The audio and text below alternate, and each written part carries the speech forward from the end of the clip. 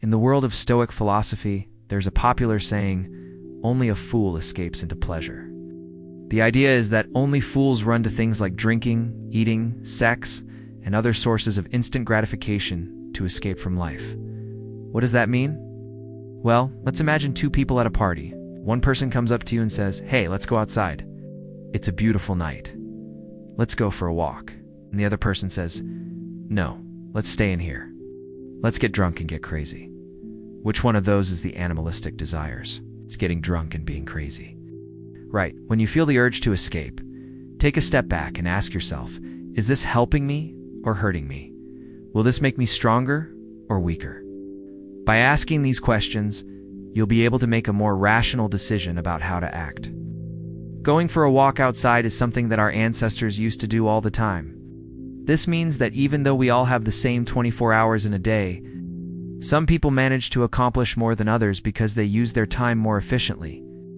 You need to know when to indulge and when to abstain. One way we waste time is by escaping into pleasure. Thank you for watching, and I'll see you in the next one.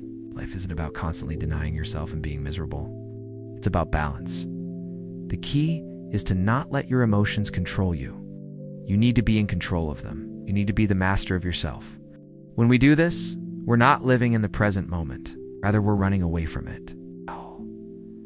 And always remember that true strength comes from within. So the next time you feel the urge to escape into pleasure, ask yourself, is this helping me or hurting me, or making it worse? Will this make me stronger or weaker? If the answer is yes, then indulge. But if the answer is no, then abstain. We're trying to avoid feeling whatever it is that we're feeling at that moment, whether it's boredom, sadness, loneliness, or something else. You keep telling yourself this over and over again, but by doing so, we're actually just prolonging the problem. It was probably healthy. We could see stars and contemplate the universe. Instead of doing something to make yourself feel better, like going for a walk or talking to a friend, you decide to play video games. You tell yourself, just one more level, then I'll stop. But after you finish that level, you want to keep playing. Next thing you know, hours have passed and you still feel bored. Getting drunk and going crazy, however, is something that doesn't really serve us in the long run. It may feel good in the moment, but ultimately it's going to make us feel worse. But what does that actually mean? On this episode, we're going to explore why comfort can be a weakness and how to use it wisely. In his book, Meditations, Marcus Aurelius writes, "He who makes a beast of himself loses the game."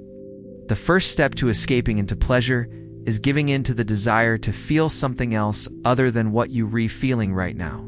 It could be excitement, fear, sadness, anger, whatever it is. In that moment when you have the impulse to escape, that's when you lose the game. If you follow your impulses, you'll do things that are destructive to yourself and don't help you grow as a person.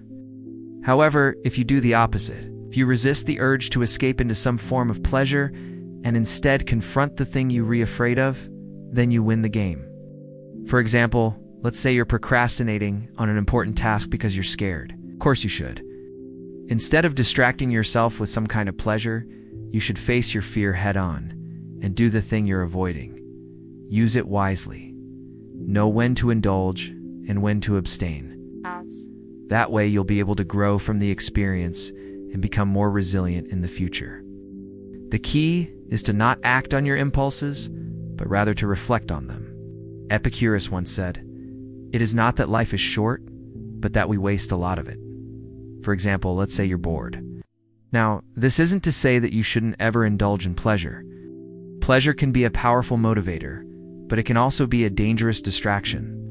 If you enjoyed this video and want to learn more about Stoic philosophy, be sure to subscribe.